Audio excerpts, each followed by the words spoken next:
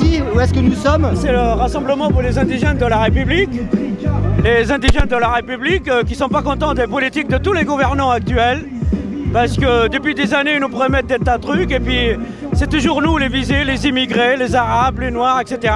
Nous sommes à la veille d'une consultation électorale où, une fois de plus, eh bien, les Français indigénisés eh bien, ont été pris pour cible. Tous les candidats bien sûr, de droite et de la gauche officielle, s'en sont donnés à cœur joie, une fois de plus, à coup de drapeau français, à coup de préférence nationale, à coup de vrais Français ou de faux Français. Il pose une question juste sur le rapport entre la discrimination et l'idéologie postcoloniale. Nos parents, ils ont donné leur vie pour la France. Quand on se trouve aujourd'hui, malgré notre nationalité, on est des étrangers pour Sarkozy. Nos enfants qui sont nés ici en France, ils sont des étrangers. Mon père, 1925-40, dans les tranchées de Grenoble, envoyé en Asie, et voilà, ils ont oublié. Je suis martiniquaise.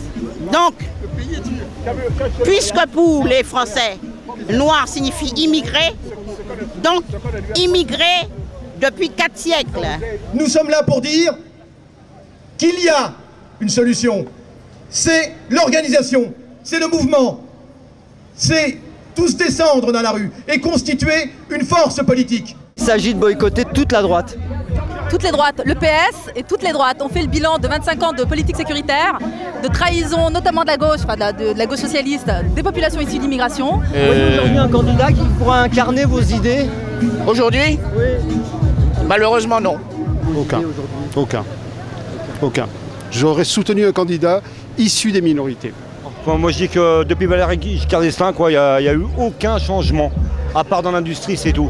Mais il n'y a rien qui change, il n'y a rien qui bouge autour, il n'y a rien. Ma position, c'est d'être contre le vote blanc, peut-être aussi, malheureusement, contre le vote de conviction, qui peut être aussi contre-productif.